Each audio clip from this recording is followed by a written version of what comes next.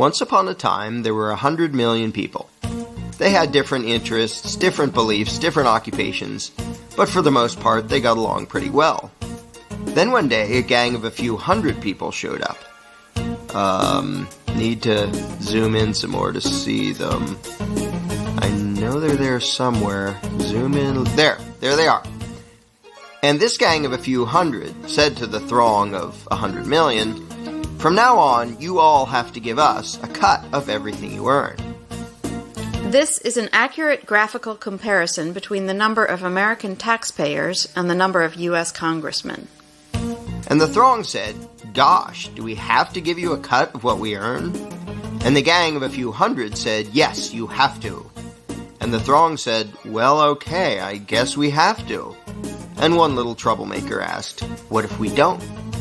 The gang of a few hundred didn't like this and said, "If you do not comply, we shall unleash upon you our legions of enforcers."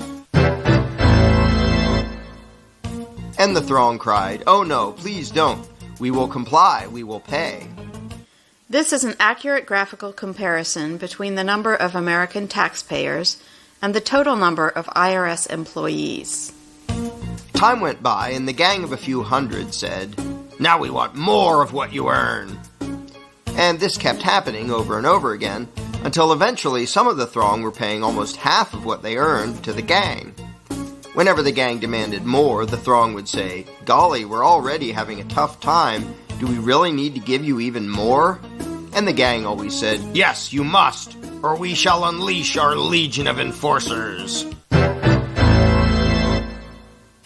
Now the gang of a few hundred was getting trillions of dollars every year, spending it on wars and pyramid schemes, giving away goodies to their friends, buying influence, and doing lots of other things. And some of the throng started saying, "We don't really like the war you're waging with the money we give you. Do we really have to be paying for that?" And the gang said, "Yes, we demand it. Don't make us send out our legion of enforcers." And some of the throng said, "You're taking our money and giving it to huge corporations and giant banks, and some people who just don't want to work. A lot of these things we don't like." And the gang said, "We don't care. We will decide how to spend it.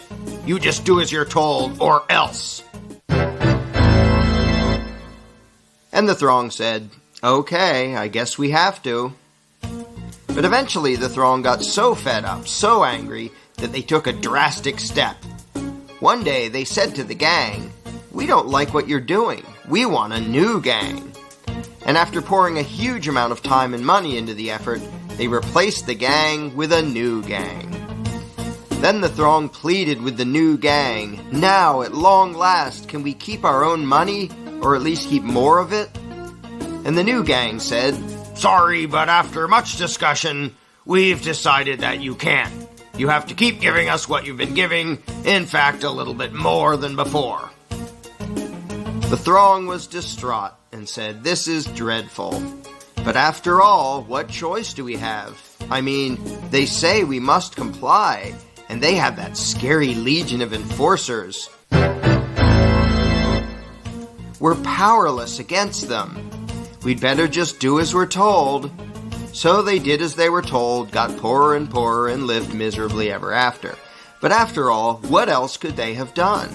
What power could this throng possibly have compared to this gang of a few hundred and their enforcers? What chance would this thing have against this thing? How could these 100 million people ever hope to successfully resist the awesome power of this tiny little dot? In case anyone missed this, let's review. Here's them. Here are their enforcers. Here's us. Them, us. Them, us. Does anything about this seem just a little strange to you? Are you perhaps wondering, why does the throng need the permission of the dot to do anything? Why do these people feel the need to ask this tiny little dot if they can keep more of what they earn? Why would they spend year after year literally begging for lower taxes from this little dot? Is this dot just really darn intimidating? Is it very persuasive in its reasoning? To be blunt, why would this throng give a rodent's backside what this tiny little dot wanted? The fact that this tiny dot has the gall to issue such demands to such a throng is pretty startling in and of itself. But what is far more amazing is that the throng obeys this minuscule little parasitic gang of control freaks. What could possibly explain this? Let's ask the dot. This is how it works. When we, the dot, take your money and spend it on things you don't like, we're representing you. In fact, though you're not allowed to actually keep your own money, you're allowed to decide which little dot will steal half of what you earn. So that really means that you're in charge and that you're agreeing to give us your money. In fact, we, the dot, are serving you when we take your money and spend it on things you don't like. And so you should thank us and treat us with great respect and honor for having robbed you on your behalf for your own good in order to serve you by doing things you don't want us to do. So there you have it. I hope that cleared everything up for you. If you're not entirely satisfied with the dot's explanation of things, you really should read the book, The Most Dangerous Superstition, available now at Amazon.com.